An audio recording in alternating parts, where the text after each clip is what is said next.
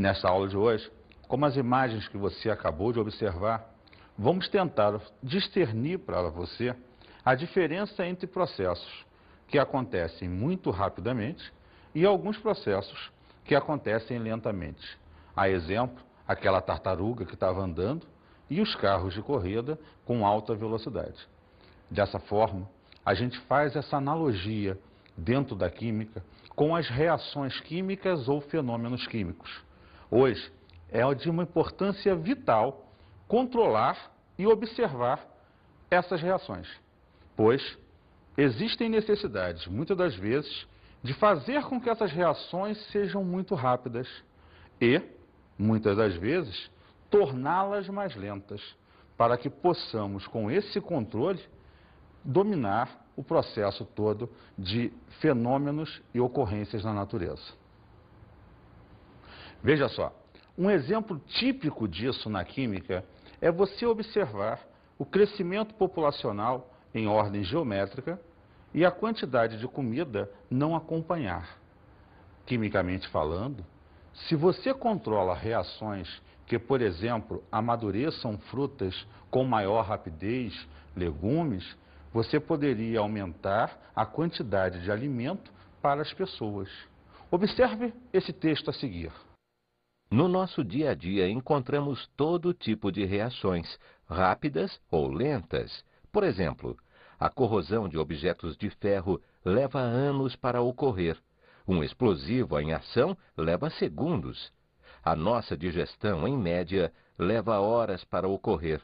Se você pensar no petróleo, levou séculos para se formar. Outro processo muito lento seria a formação de estalactites e estalagmites.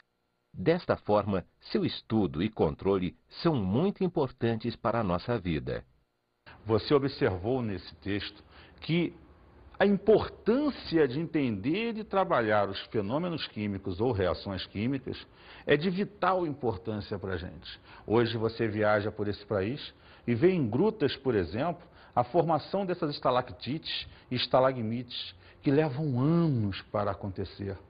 Você, por outro lado, vai à sua casa de praia, vai a algum lugar desse tipo e vê a corrosão dos materiais, os objetos enferrujando, dobradiças, portas, portões. Se a gente pudesse controlar para que isso acontecesse com menor frequência, com certeza a durabilidade desses produtos seria muito maior. Daí a importância do estudo de hoje, a cinética química. Qual seria então o conceito de cinética química? Estuda a velocidade das reações químicas e os fatores que a influenciam. Veja só, domingo, sol, praia, você fez aquele churrascão. Aí você preparou a maionese e deixou ela em cima da mesa lá preparada. O que vai acontecer? Se deixar debaixo do sol, ela vai esquentar e vai estragar. Por quê? Porque o calor que agita as moléculas, você sabe que calor excita, e quanto mais excitadas as moléculas ficarem, mais elas se agitam. O que ocorre? Faz com que as moléculas da maionese, em contato com o oxigênio do ar, reajam e produzam substâncias que são nocivas, que estragam o produto. E aí o que você faz? Leva aquele isoporzão e bota ela no gelo. Ou seja, ela não vai mais estragar naquele momento. Por quê? Como você abaixou a temperatura, você fez com que as moléculas agitassem menos e demorassem com isso muito mais tempo para reagir. Até estragaria, mas daqui 2, 3 dias. A importância do estudo da reação e do seu controle está nesse fator. Se você tem essa noção que se botar no gelo conserva o alimento, você está estudando um fator que vai ser propício a você conservar mais aquele teu produto. Em função disso, você percebe a necessidade de criar uma base e alguns conceitos, para que a gente possa dar entendimento a todo esse processo. Daí, vamos descobrir e trabalhar esse primeiro conceito, que é entender o que é velocidade. A nível de cinética, existem 2 tipos de velocidades para serem trabalhados. O primeiro deles é a velocidade média. Lembre-se que a velocidade média é representada por V maiúsculo e M minúsculo. É importante você lembrar que a velocidade sempre usará um V maiúsculo para sua representação.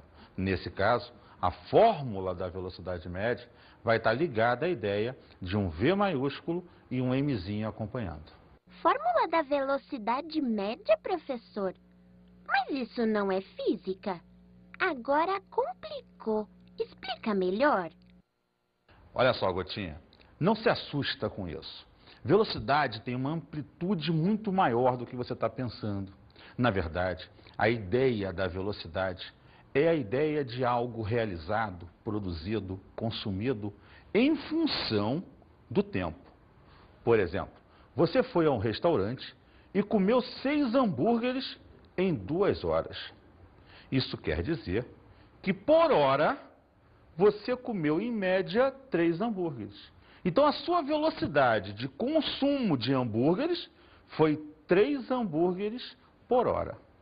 Exemplo, você pôde ir para casa e ficou de fazer hoje, Gotinha, lembra? Os 10 exercícios que eu te passei. Mas você levou 2 horas para fazer os 10 exercícios. Isso quer dizer que, em média, você fez 5 exercícios por hora. Então, a velocidade ela tem uma amplitude muito grande. Ela vai desenvolver a ideia do quanto você realiza, do quanto você produz, ou mesmo do que você consome em função do tempo, que pode ser hora, minuto, segundo, não importa. Importa que você transmita uma média do que você quer representar. Lembra, na química, as reações não saem andando como na física. Reação é o quê? É um conjunto de substâncias que reagem e são consumidas, produzindo novas substâncias diferentes das que você tinha antes. Então, na química, medir a velocidade média é avaliar o quanto se gasta de substância no processo em função do tempo ou o quanto se produz dessas novas substâncias em função do tempo. Observe a fórmula da velocidade média relacionando a ideia com a química, que é o importante nesse processo. Como vemos, velocidade média é uma relação em ΔN1 sobre ΔT ou delta colchete sobre ΔT. Lembrando que o colchete, ele representa a concentração molar ou molaridade da substância. ΔN, o número de mols da substância. Um unzinho é uma referência a ser soluto, que nesse caso não haveria nem a necessidade de colocar, mas por força de hábito, esse 1 apareceu ali. Porém, o importante é entender que você está avaliando a quantidade de matéria, o quanto você tem de substância reagente e ou substância produto, sendo respectivamente consumida ou produzida em função do tempo. Isto sim é importante naquele processo. Veja só, a fórmula retrata então aquilo que lá atrás a gente tinha falado. Qual é a média de gasto ou produção de uma substância em função do tempo? Por isso o módulo. Você percebe o uso do módulo quando você lembra que, quando trabalha-se com o reagente, essa substância vai sendo consumida no processo. Então, a cada momento, eu tenho menos substâncias do que eu tinha antes. Portanto, o valor final sendo menor que o início, quando se faz uma variação, vai gerar um número negativo. E como a velocidade não é negativa, a gente expressa o sinal de menos apenas para a referência de que estamos nos relacionando a reagentes e que esses estão sendo consumidos no processo. Relembrando então, ΔN1 é a variação do número de mols, delta colchete, a variação da concentração molar ou molaridade. Lembre-se, você tem 2 maneiras de determinar a velocidade. Eu tinha te dito isso. a velocidade média e a chamada velocidade instantânea na física. Só que na química, assim como lá, a gente não precisa numericamente essa velocidade instantânea. A gente expressa usando a lei de ação das massas ou a lei de Gutenberg e Walsh. Esses cientistas estudaram como a reação acontecia e observaram que essa reação está diretamente ligada aos reagentes. Então temos aí a equação da velocidade. Acompanhe esse texto. A velocidade da reação é diretamente proporcional à concentração dos reagentes elevado aos seus coeficientes. Veja, eles então mostram que o necessário é que você compreenda que são os reagentes que vão colidir, que vão quebrar ligações, que vão processar toda a ideia da produção de novas substâncias. Porque você sabe, Lavoisier já dizia, na natureza nada se cria, nada se perde, tudo se transforma. Então os átomos que compõem os reagentes, uma vez quebrados e soltos, vão se reorganizar gerando produtos. Então os produtos são consequência do teu processo e vão depender diretamente dos reagentes e da quantidade de reagentes. Por isso você trabalha a concentração molar, que mede a quantidade de matéria que uma substância tem no teu processo. Daí o que você percebe com essa equação, que você pode determinar que a velocidade será diretamente proporcional, olha o casinho aí entrando, à concentração que as substâncias que você colocou lá dentro vão reagir. Se você colocar maior número de substância, de quantidade de substância, você vai ter uma velocidade maior, porque ela é proporcional. Se você consome essas substâncias, você vai diminuir a velocidade da tua reação. Veja, a equação da velocidade então é V igual a K, que é a constante de proporcionalidade, vezes a concentração dos reagentes, sempre representado pelos colchetes, elevado aos seus coeficientes. Com essa fórmula, você pode então expressar a velocidade da reação em função da sua proporcionalidade e da concentração das substâncias envolvidas. Com isso, os principais concursos desse país tendem a trabalhar se você dobrar a concentração de uma substância, o que ocorre com a velocidade. Ou seja, ele não quer que você calcule, ele quer que você determine se ela aumenta, se ela diminui, ou em quantas vezes ela aumentou ou diminuiu, como a gente vai ver nos exercícios mais à frente. Mas o importante é você ter essa noção que esse é um ponto forte de cobrança em concurso, em que ele vai trabalhar contigo essa noção de proporcionalidade entre a velocidade e os reagentes em questão. Mas, professor, de que forma podemos usar esta equação da velocidade? Ora, Gotinha, a gente acabou de falar o quê? Que você tem como importância nessa equação não calculá-la, mas expressar a velocidade em função do quanto de reagente você tem no processo. Então, qual é a maneira de usá-la? Ele vai criar uma situação em que você dobra a quantidade de substância, reduz à metade a concentração, aumenta em 10 vezes, e ele quer que você saiba trabalhar a relação, a fórmula, e faça com que perceba-se o quanto aumentou ou diminuiu a velocidade como um todo por esse efeito que você causou. Ter aumentado, ter diminuído, dobrado, reduzido à metade a concentração das substâncias. Compreenderam bem? Outro ponto importante são duas definições que a gente vai trabalhar nesse momento. A primeira é ordem de uma reação e a outra, a molecularidade. A ordem de uma reação pode ser vista em função de qualquer um dos reagentes ou em função global, em relação a todos os reagentes. A molecularidade é um raciocínio que te leva a ter a quantidade mínima de moléculas que se necessita para que a reação possa acontecer. Então vamos ver um pequeno texto sobre isso. A ordem pode ser vista em função de cada reagente ou de todo o processo, enquanto que a molecularidade é o número de moléculas que se chocam em cada etapa da reação. Veja só para relembrar a você, essa ordem da reação está ligada diretamente àquele expoentezinho que você usou na velocidade. E a molecularidade, contar quantas moléculas você precisa para que a reação elementar venha a acontecer.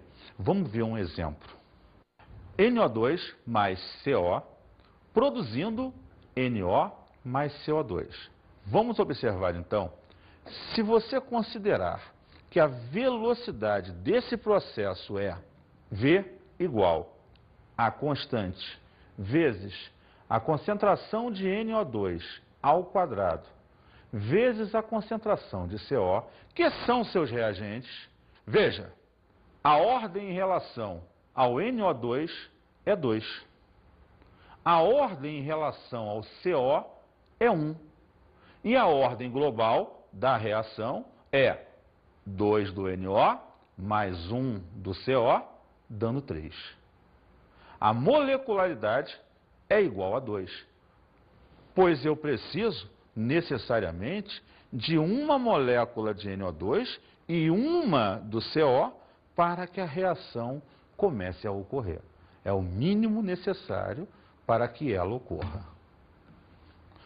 Veja só, é importante nesse momento, baseado em alguns conceitos fundamentais com você até aqui, que a gente tente entender como funciona essa reação química.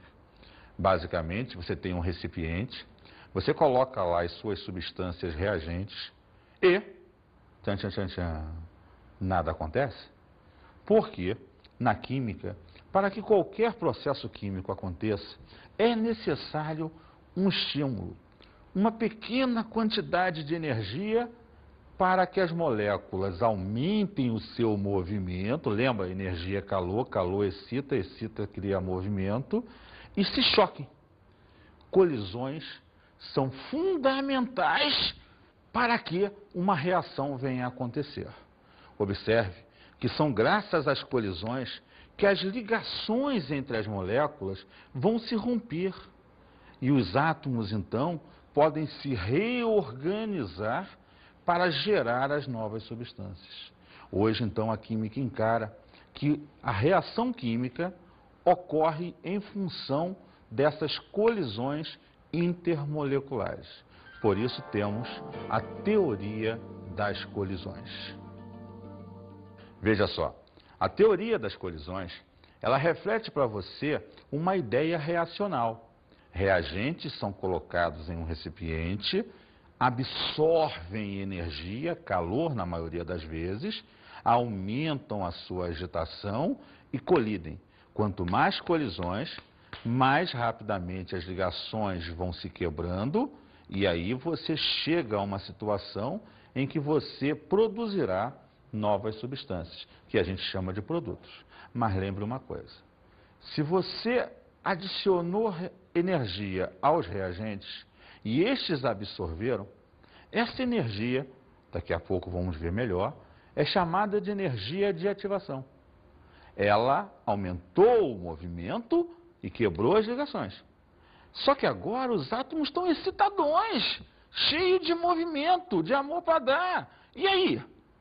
Aí é que você vai perceber que tem que existir um momento em que ele libera esse calor a mais que ele tem para que os átomos diminuam o movimento e formem novas ligações. Como podemos ver nesse exemplo agora, H2 mais Cl2 vai produzir 2 de HCl. O que a gente vai perceber nesse exemplo?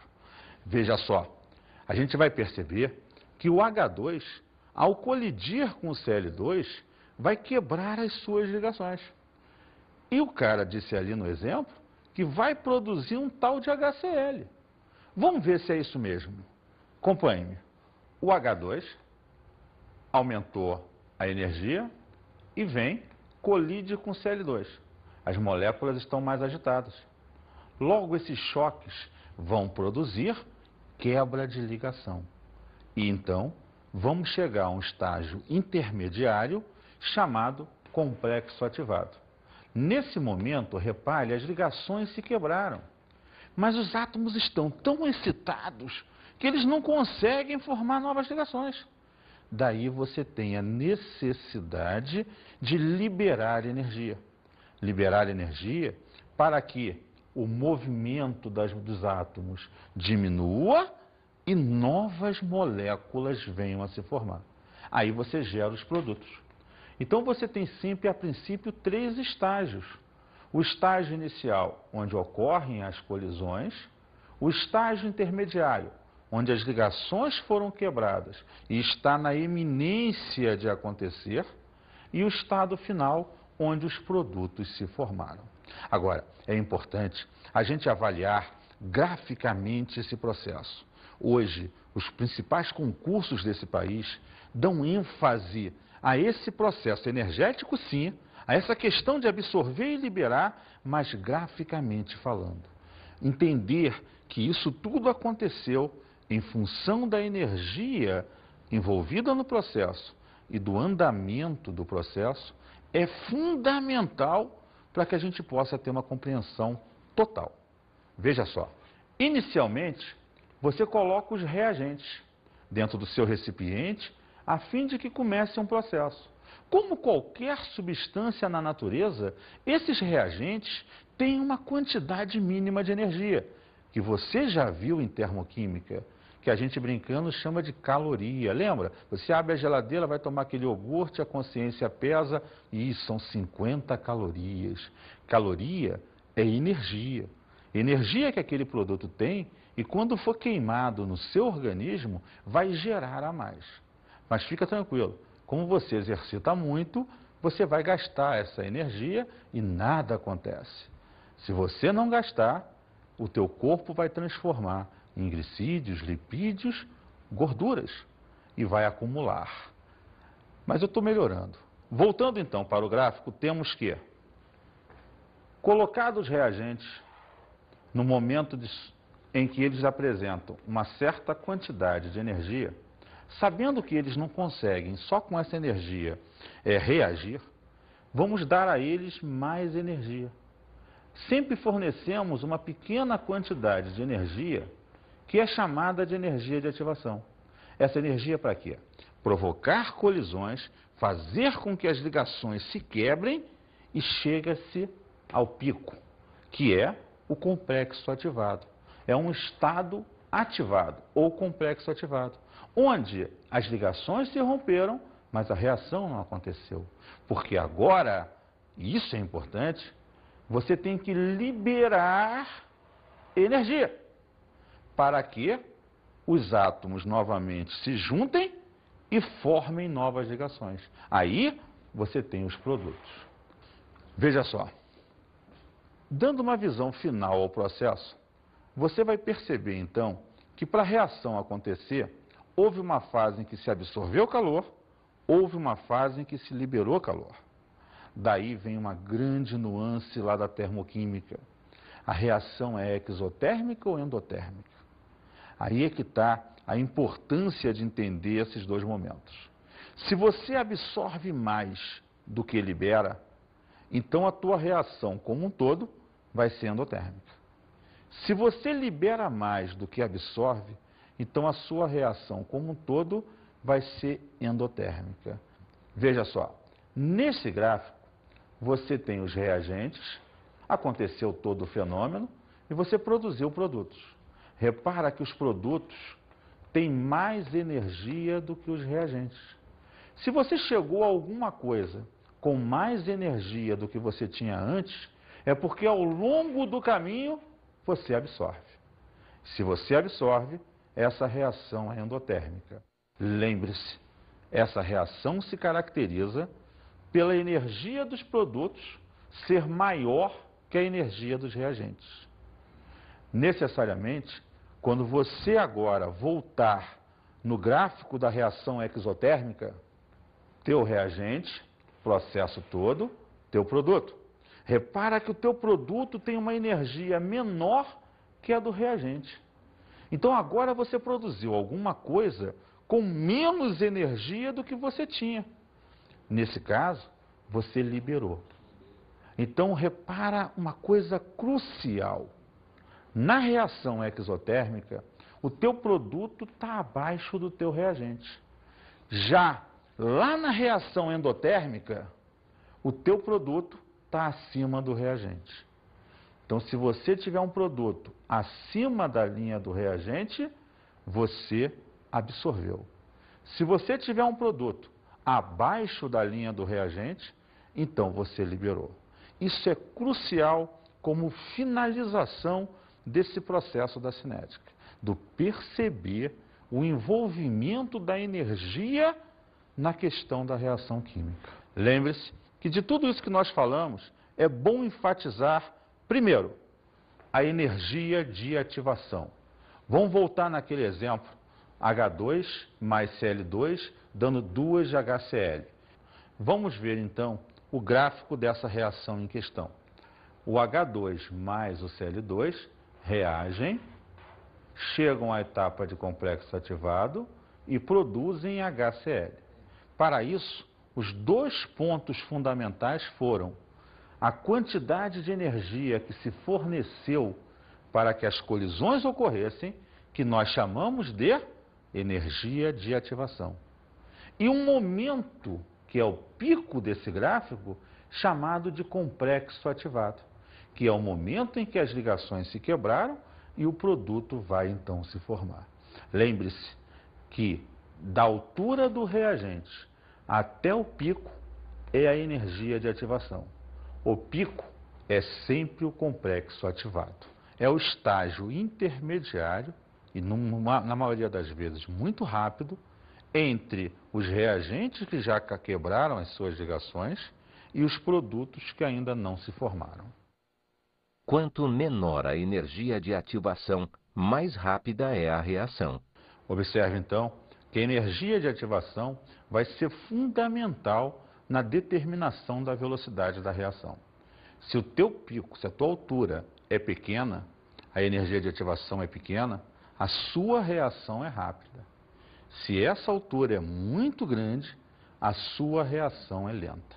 Isso quer dizer, frisando o que foi dito agora, que quanto menor a altura do teu gráfico, menor será a sua energia de ativação e mais rápida será a velocidade da mesma. Professor, e que tal resolvermos alguns exercícios para esclarecer o assunto? Ok, Gotinha, você está com a razão. Vamos fazer alguns exercícios. Primeiro exercício, vamos lá. Numa certa experiência, a síntese do cloreto de hidrogênio ocorre com o consumo de 3 mols de gás hidrogênio por minuto. Então, a velocidade de formação do cloreto de hidrogênio vai ser igual a meio mol de hidrogênio reage com meio mol de cloro, produzindo 1 mol de HCl. Isto vai ser fundamental para você, porque a gente sabe que a velocidade da reação é diretamente proporcional às substâncias envolvidas no processo. Aí, então, veja só, meio mol de hidrogênio reage com meio mol de cloro e produz 1 mol de HCl. Se cada meio mol reage com meio mol, se aqui tiver 1 mol, aqui vai ter 1 mol de cloro. Agora, se meio mol de hidrogênio produz 1 mol de HCl, 1 mol de hidrogênio produz 2. Agora, pegando o gancho lá do enunciado, lembre, ele falou lá em cima que 3 mols de hidrogênios vão ser consumidos. Se 3 mols de hidrogênios forem consumidos, eu produzirei 6 mols de HCl, o dobro. Em função disso, vamos analisar as opções que temos. Letra A, ao dobro do consumo de gás cloro. a 3 mols por minuto, a 2 mols por minuto, a 1 mol por minuto e a 1,5 mol por minuto.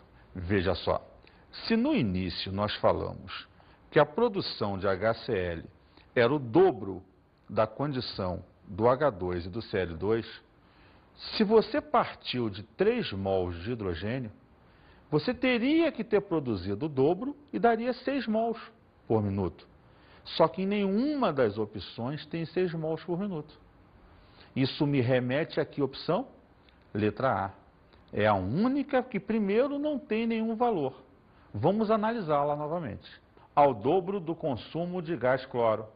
Essa então é a minha opção. Por quê?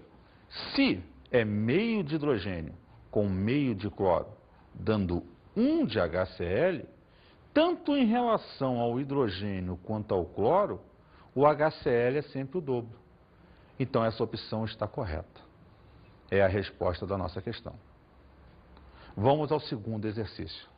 A formação do dióxido de carbono, CO2, pode ser representada pela equação carbono sólido mais O2 gasoso, produzindo CO2 gasoso.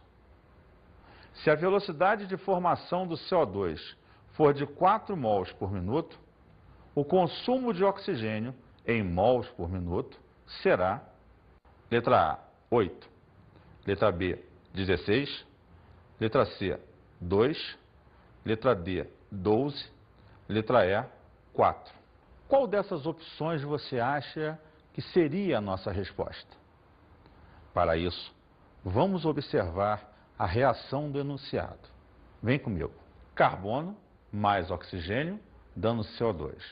Perceba, 1 mol de carbono reage com 1 mol de oxigênio, produzindo 1 mol de CO2. Eles estão na mesma proporção. Cada uma quantidade de carbono e uma de oxigênio produz uma de CO2. Se o enunciado disse que a formação de CO2 se deu a 4 mols por minuto, vamos na reação. Se 4 mols foram produzidos, é porque se consumiu 4 mols de carbono e 4 mols de oxigênio. Isto porque os reagentes estão numa mesma proporção. Se cada mol de carbono reage com cada mol de oxigênio, dando 1 de CO2, 4 de CO2 vão gastar 4 de carbono e 4 de oxigênio. Logo, a sua resposta é 4.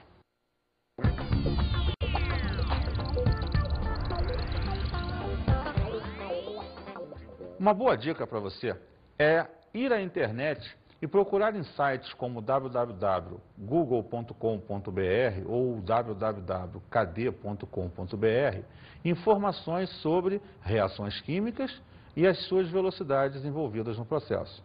Assim como existe um bom livro de ensino médio que seria o Completamente Química da Marta Reis, da editora FTD, volume 2, de Físico-Química. Estas então foram as nossas dicas de hoje para essa parte de cinética química. Continuem sempre com a gente, procurem estudar cada vez mais e procurem se exercitar o máximo possível. Um grande abraço e até a próxima.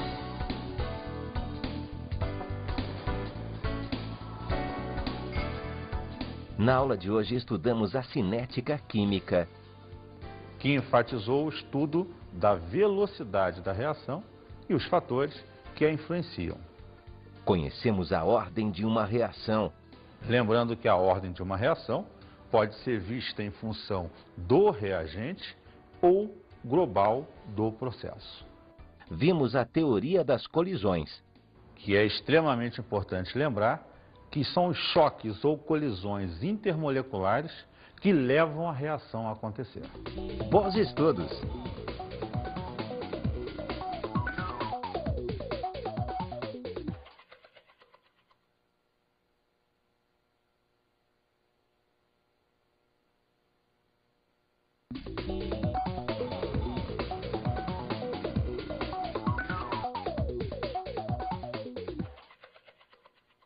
Caros colegas, o mais importante desse processo é trabalhar a teoria das colisões e enfatizar a parte gráfica do processo, que são os pontos mais cobrados dentro da linha de concursos desse país atualmente. Um grande abraço e até a próxima.